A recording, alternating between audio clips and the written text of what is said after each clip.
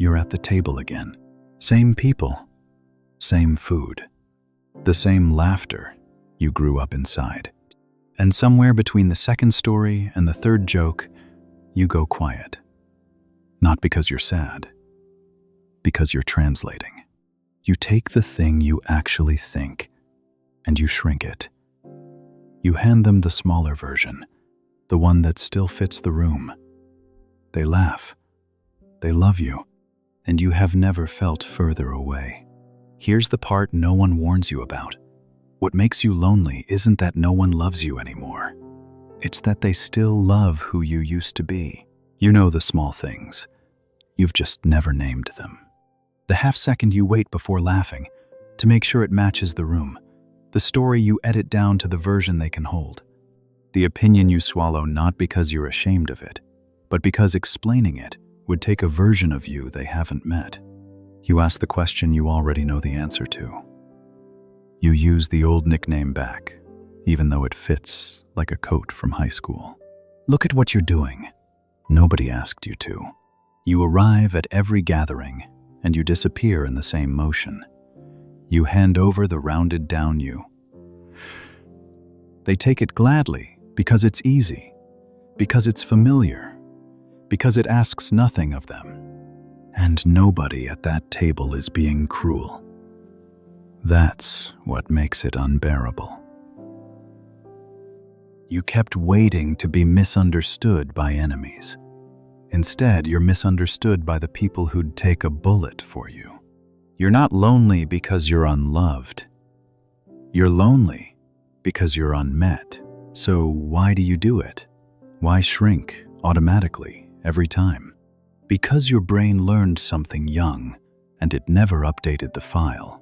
For most of human history, being cast out of the group meant death, not loneliness, death.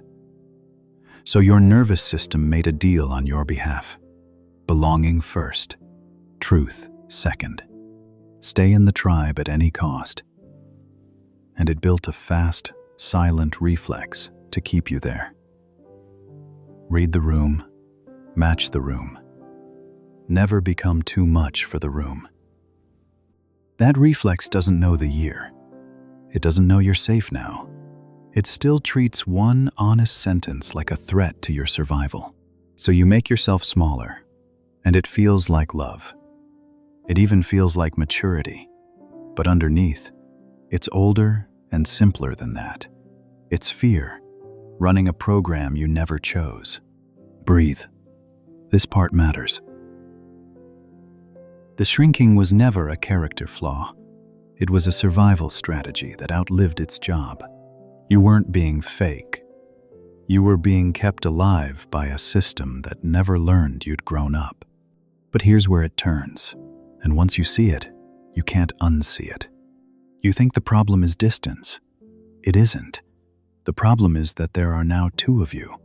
There's the you they remember, the one with the old nickname, the old opinions, the old, smaller life. And there's the you that's been quietly built in every room they weren't in. The books, the nights, the changes, the things you survived alone. That second you has no chair at the table. So watch what actually happens when you sit down. It isn't them rejecting the new you. It's you, doing it for them, hiding the new one before anyone has the chance to. You delete the message before they can fail to understand it. You've done this 100 times. You'll do it again tonight. The real text, typed out where you've actually been, who you're actually becoming. Your thumb hovers. And then you erase it, word by word, until what's left is, haha, yeah, miss you too. You call it keeping the peace. It isn't. The disconnection you blame on them, you've been doing it to yourself the whole time. You weren't protecting the relationship. You were protecting them from a person you'd already decided they couldn't love. So here is the thing the old philosophy understood, 2,000 years before your kitchen table. The loneliness isn't a wound, it's a signal. It means you've become someone whose company you can finally keep. Read that again. For most of your life, you needed the room to tell you that you existed. Their laughter was your proof. Their approval was your mirror. Take away the crowd, and you'd vanish because you had never actually met the person underneath the performance. Then you grew, and the crowd stopped being able to hold all of you. And for the first time, you were left alone with the one person you'd spent your whole life avoiding: yourself. That ache at the table isn't you losing people. It's you no longer fitting inside other people's idea of you. And there's no version of becoming whole that skips past that ache.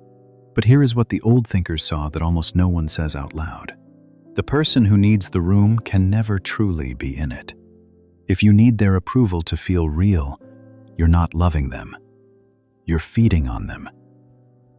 Every conversation becomes a mirror you're checking. Every silence becomes a verdict. You can sit at that table for 40 years and never once meet the people in front of you because you're too busy watching your own reflection in their eyes. And the day you can stand your own company is the day they stop being your mirror and become people again. That's the part no one warns you about. Solitude doesn't pull you away from the people you love. It's the only thing that ever lets you be with them. A person who can't sit alone is a prisoner of every room they enter. A person who can walks in free and gives the room something it could never take by force. Solitude isn't the punishment for outgrowing people. It's the entry fee for finally meeting yourself. And one day, for finally meeting them. You're not too alone. You're early, and the rest are still translating. But I know something about you. Even from here. You've heard truths like this before. You nodded. You felt that quiet click of, yes, that's me. And then Sunday came, and you sat back down at the table, and you translated yourself anyway. Because seeing the cage and walking out of it are not the same thing. And you're tired. Tired in a way you can't explain to anyone, because on paper, nothing is wrong. You're loved. You're surrounded. You still have the chair. You're just exhausted from carrying one version of yourself into every room and leaving the real one parked outside in the dark. So feel this. Just for a second. That real you, the one you keep deleting, has been waiting. Not for the table to change. Not for them to finally understand. For you. To stop apologizing for the size you've grown into. It has been a long time since someone chose you over the comfort of the room. Be the one who finally does. You don't rebuild your whole life tonight. You change one small thing, then another. 3 moves, none of them comfortable. 1. Send one message you'd normally delete. Pick one person. Send the real sentence, the unshrunk one. Here's the part that stings. They might not get it. The reply might be small or slow or nothing. Send it anyway, not to fix the distance, to stop rehearsing yourself before you're allowed to speak. Because the goal was never their perfect response. The goal is that you stop auditing your own voice at the door. 2. Let one silence stay honest. At the next table, when the gap opens the moment you'd normally fill with the smaller version, don't. Let it sit there. It will feel like the distance is showing. It is. But a real silence between 2 people is worth more than 100 rounds of translated noise. One honest quiet tells the truth that years of performing buried. You don't owe every room a smoother version of you. 3. Spend one evening unaccompanied, on purpose. No crowd to reflect you back. No scrolling to prove you still exist. The first hour will be loud with absence. Stay in it. Because the person who shows up in that quiet, the one you've been covering for with other people's laughter, that's who you actually have to live with. Meet them before the table does. None of these make you less alone. They make you finally accompanied by the right person. So, go back to the table. It's still there. Same people, same food, the same laughter you grew up inside. But notice what you were trying to change all this time. You thought you had to fix the table, find new people, cut the old ones off, choose between being loved and being real. You don't. The table was never the problem. The translating was. This time you sit down, and you don't reach for the smaller version. You let yourself be exactly your size in the chair they saved. Maybe they grow toward it. Maybe they don't. That part was never yours to control. What's yours is the message you stopped deleting. There was a version of you that needed that table to feel like a person, and the only one who never got to sit there as himself was you. Silence. So if you're still saving a chair for someone you stopped being years ago, comment 1. One number.